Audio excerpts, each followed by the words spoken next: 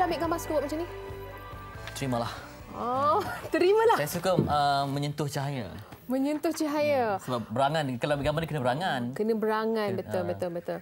Okey, saya tak kena gaya lah. Saya bagi markah 2/10. Tolonglah. Okey, yang kena kena gaya ni Tuan Empunya lah. Kenakan Cik Edi Putra yang khabar? berpengalaman lebih 10 tahun dalam dunia fotografi, memiliki sebuah studio di The Strand, Kota Damansara. Dan hari ini kita nak berbicara berkaitan dengan dunia fotografi dan juga DSLR yang semakin digemari ramai.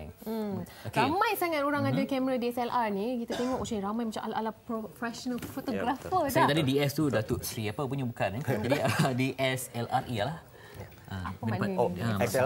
SLR ni singkatan untuk single lens reflex.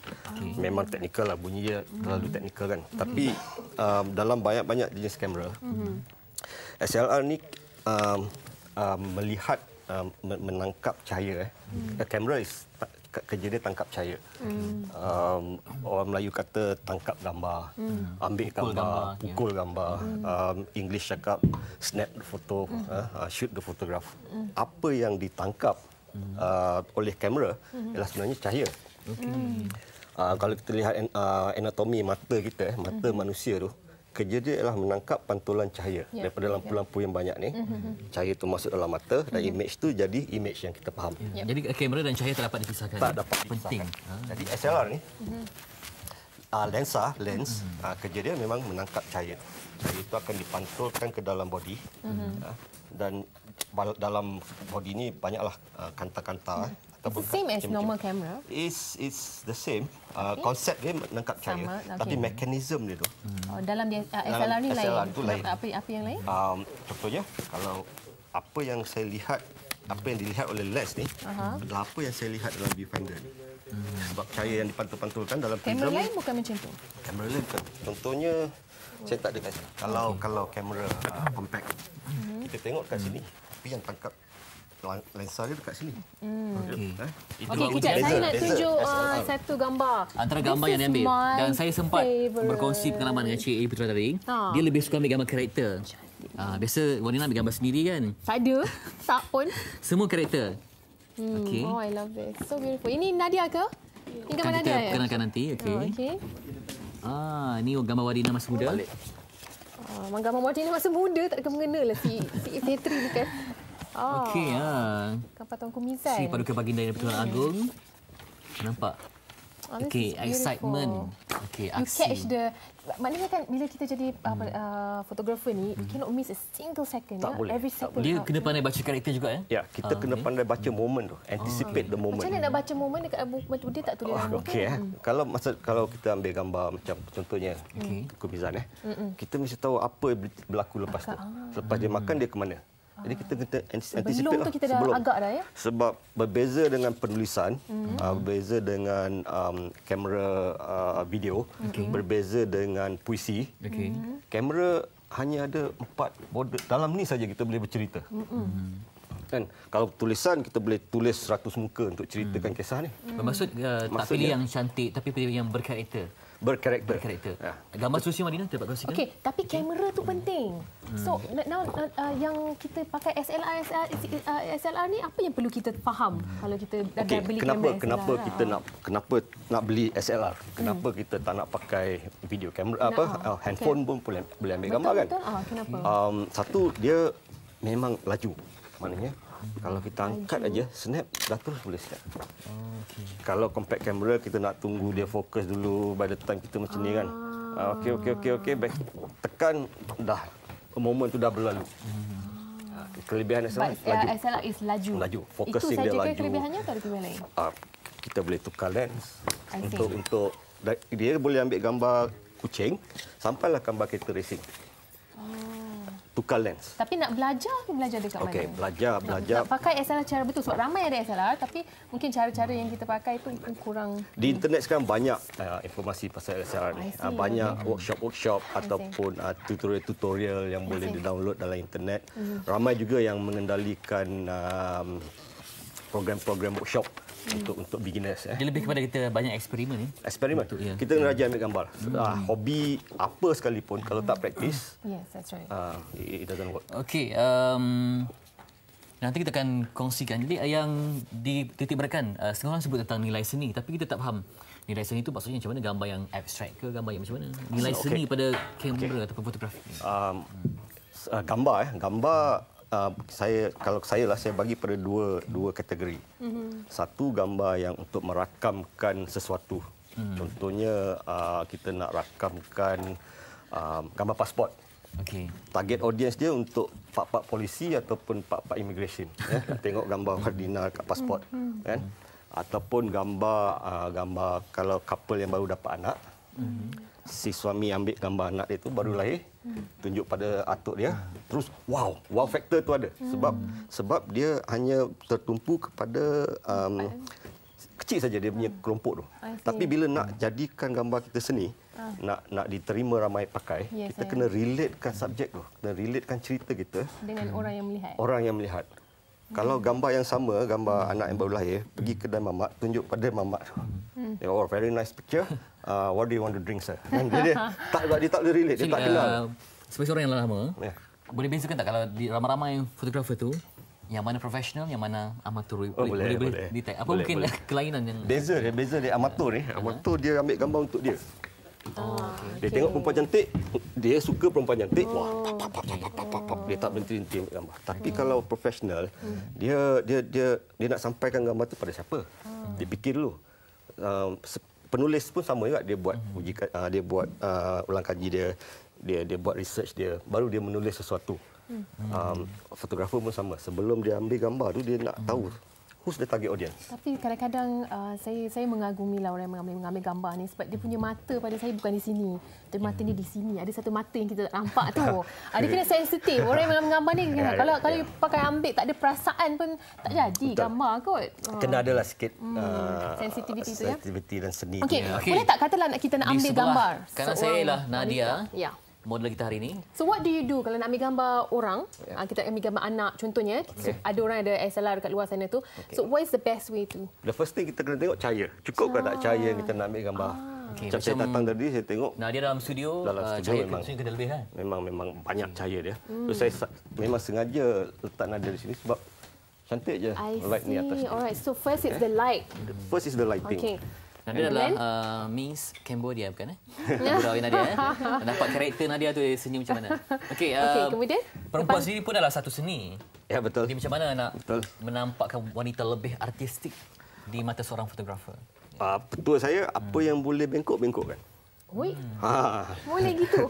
Tengok tangan dia. I see. You want to see the line. Terlalu straight kita bengkokkan sikit. Profile. Apa yang boleh bengkok. Nadia tengok sini sikit. Ke sini.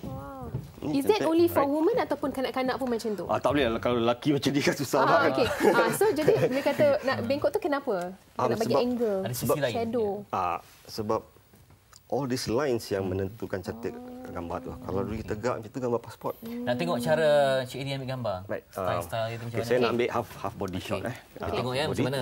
Nadia tengok sini. Professional ambil gambar. Chin up sikit. Nice. Saya dah nampak mata dia. Mata sini sikit, cantik. Angkat sikit. Right, nice. Look at me. Brilliant. Okay. Chin up.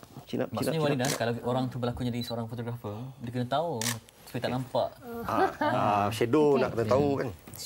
Okay, tadi kata lampu. So if you get the light right and then lepas tu posing, color, background satu lagi.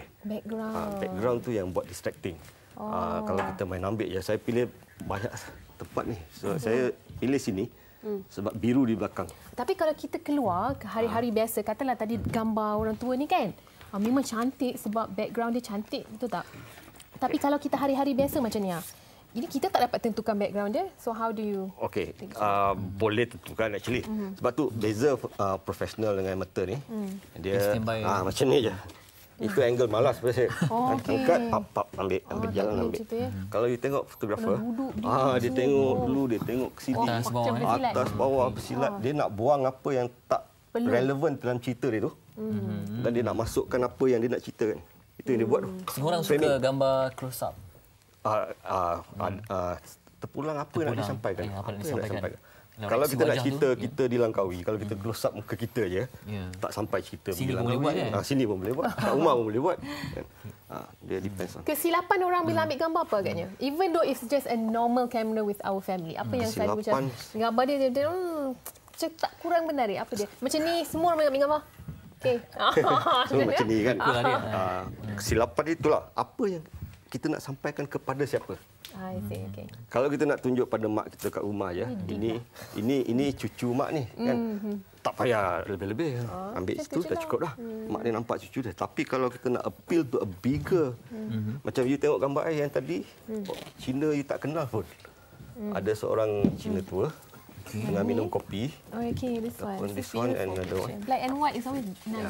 Ada karakter. Ada karakter. You tak kenal dia. Ada satu tadi yang you suka. Oh, yang gambar lama tu. Yang di belakang ni ini potret saya di. Adrian memang suka ambil potret? Bukan suka.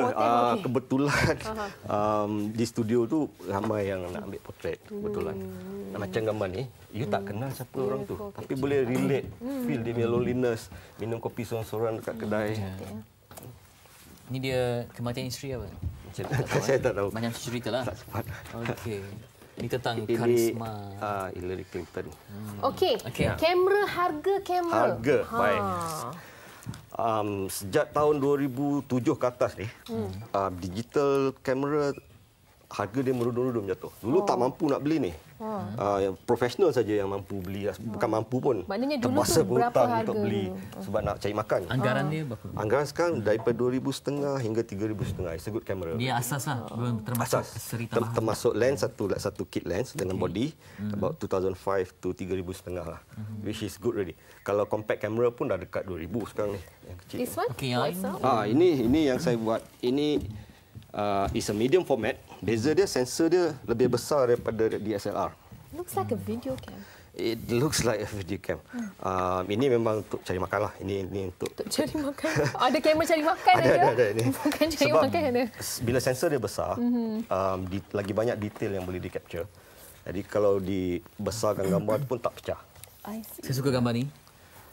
Saya tunggu lama untuk dapat gambar ni. Cuma saya kesal dia tak tengok saya. Lebih karakter. Lebih karakter. Pukul 12 tengah hari di Kelantan. Kelantan. Nelayan pulang. Tajuk dia. Okey. Tadi ini lain. Kalau yang tadi tu? Ini SLR dia. D itu untuk digital. I see. SLR is actually sama je konsep dia. Single and reflex, single lens. Which one is better for macam orang normal lah? Sekarang orang dah tak pakai filem. Kecuali saya untuk hobby shot saya masih pakai filem. Why? Because bila you kerja as a photographer, hari-hari ambil gambar, kadang-kadang datang buntu idea tu. Bila saya ambil filem, saya balik saya cuci sendiri, datang balik dia punya It's the process masa cuci kan tu angkat balik tengok.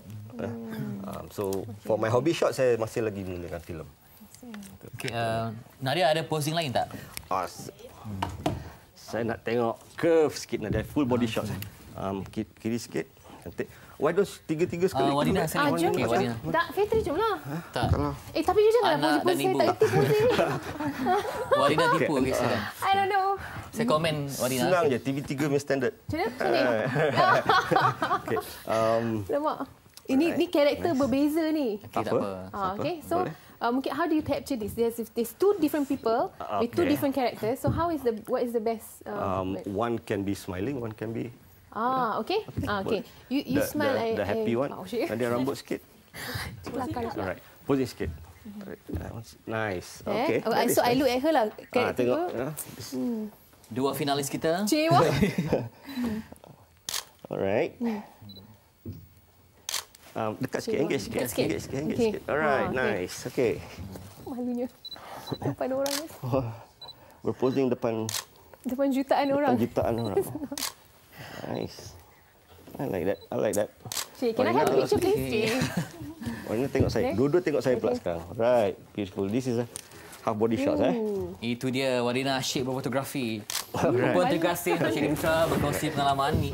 Dan kita harapkan supaya kerjaya lebih berkembang dan lebih capai impian untuk rakam lebih banyak karakter-karakter di dunia ni. Dan itulah dia perkongsian kita untuk hari ini. Okey, ada blogspot ke apa ke? Ada website saya ediputra.com. Facebook pun sama. EDDIEPUTERA. Weddings ya, portrait, gambar anak, semua boleh ya. Alright.